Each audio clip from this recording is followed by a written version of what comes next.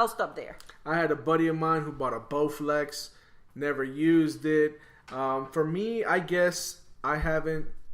I guess for me, one of the things has always been, or for many people, not just me, many people will start off with finances.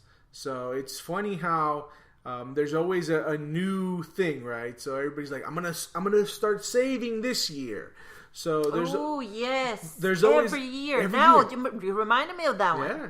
See, so there's always one of my favorite ones is save $1 per week. So you save $1 the first week, and you save $2 the second week, and the third week you save $3, and the fourth. And I'm like, man, by week 5 I stopped saving. So it's one of those things where you have to kind of push yourself forward in order to do it. And I commend those folks to kind of stick through their resolutions. I've done it some years. I failed other years.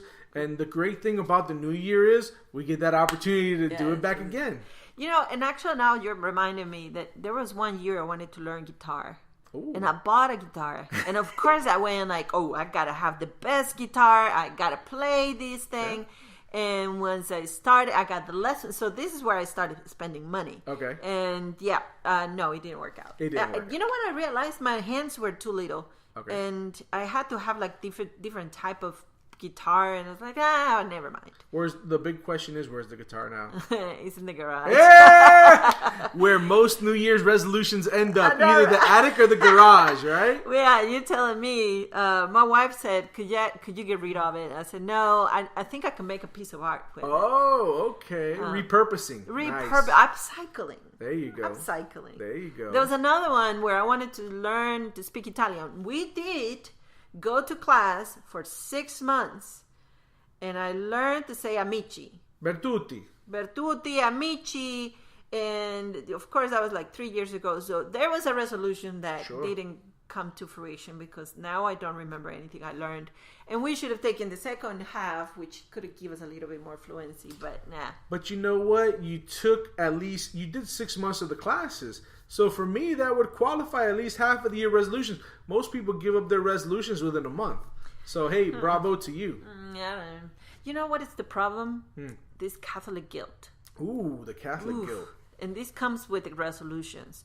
So all the resolutions that have not been able to accomplish, well, they're out there in a to-do list telling me that you should get them done. Yeah. You should have done them. And so what it happens is it creates this Catholic guilt of, I should have learned how to play guitar when I could and have time. I should have learned to play Italian, speak Italian, and just not happening. Yeah. I mean, that happens to everybody, whether you're Catholic, Jewish, Muslim.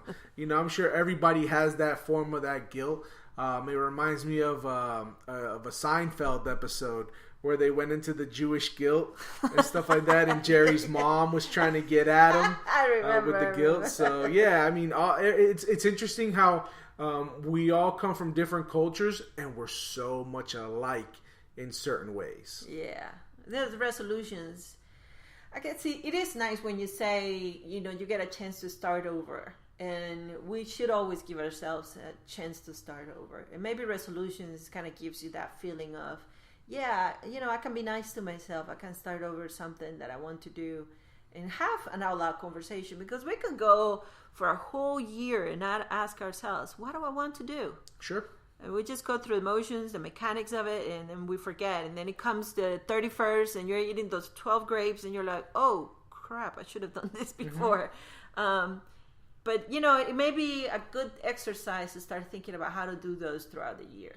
But, it's the follow-through also.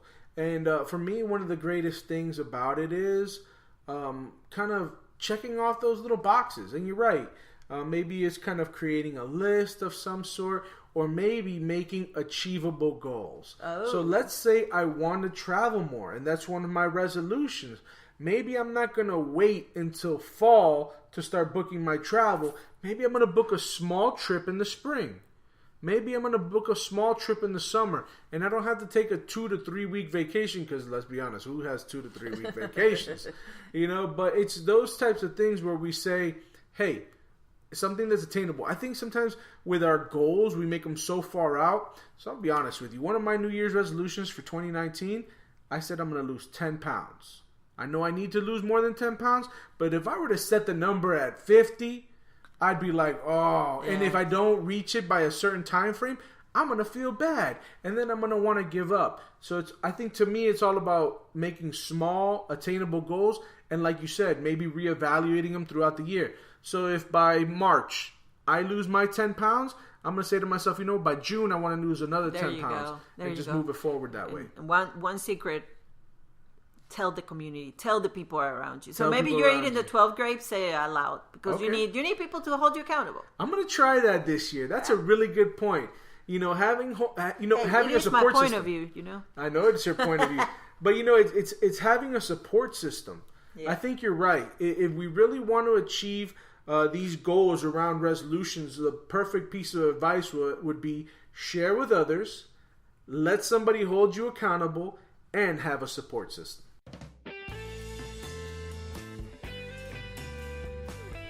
Well, that's it for us this week. We hope you've enjoyed listening to our first episode of Latinx Point of View. We are a bi-weekly podcast that will be releasing new episodes every second and fourth Tuesday of the month. We hope you will subscribe to stay up to date with our release schedule and follow us on Twitter at LatinxPOV. Send us a tweet, tell us what you think. If you have any show topics or ideas, DM us.